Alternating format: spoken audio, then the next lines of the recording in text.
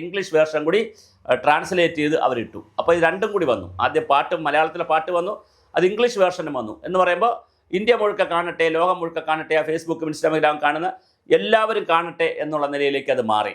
എന്തിനാണ് ഈ വിവാദങ്ങളിലേക്ക് പോകുന്നത്? കേരളത്തിൽ എന്തു ചെയ്താലും നിലവിളക്ക് കൊളുത്തുന്ന ഫംഗ്ഷനിലോ ഈ പറയുന്ന പിന്നെ എന്താണ് നമ്മുടെ ഫ്ലാഗ് ഓഫ് ചെയ്യുന്നിടത്തോ പ്രോഗ്രാമിലോ അല്ല ഈ പാട്ടൊന്നും പാടിയത്.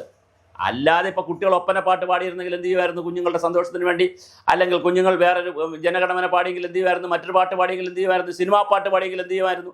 വിവാദം വരത്തില്ല. പക്ഷേ അപ്പോൾ ഇത് വളരെ ഗുരുതരമാണ്. നമ്മൾ ചില കളയേണ്ട കാര്യങ്ങൾ കളയണം. അതുകൊണ്ട് സംഭവിച്ചെന്താണെന്നറിയാമോ? ചാനലുകൾക്ക് നല്ല ചാകരയാണ്. സംഭവിച്ചെന്താണ്?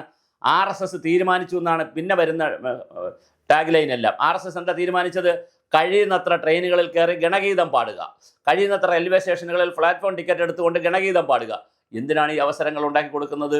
അപ്പോൾ ഇല്ലാത്തൊരു കാര്യത്തെ, പറയാത്തൊരു കാര്യത്തെ, അല്ലെങ്കിൽ അങ്ങനെ ചിന്തിക്കാത്തൊരു കാര്യത്തെ പറഞ്ഞ് അതിനെ ചൊറിഞ്ഞ് വഷളാക്കി അതിനെ ഒരു വലിയ സംഭവമാക്കി ഇനിയിപ്പോൾ RSSകാരെല്ലാം കൂടി ഗണഗീതം വന്ന് റെയിൽവേ സ്റ്റേഷനിൽ പാടുമ്പോൾ എങ്കിൽ പിന്നെ മുസ്ലിങ്ങളായ ഞങ്ങൾ വന്ന് മാപ്പിളപ്പാട്ട് പാടാമെന്ന് പറഞ്ഞ് വരുമ്പോൾ, ക്രിസ്ത്യാനികൾ ഞങ്ങൾ വന്ന് മാർഗംകളി പാട്ട് പാടാമെന്ന് പറഞ്ഞ് വരുമ്പോൾ ചാനലുകൾക്ക് സന്തോഷമാവും. ഭയങ്കര ഹാപ്പി ആയില്ലേ? അങ്ങനെതാ കോട്ടയത്ത് മാർഗംകളി ചൊല്ലുന്നു റെയിൽവേ സ്റ്റേഷനിൽ, മലപ്പുറത്ത് തിരൂരിലും പിന്നെ താനൂരിലും അല്ലെങ്കിൽ വള്ളിക്കുന്നിലും ഒക്കെ മുസ്ലിങ്ങൾ മാപ്പിളപ്പാട്ട് പാടുന്നു, തിരുവനന്തപുരത്ത് ഇതാ ഗണഗീതം പാടുന്നു.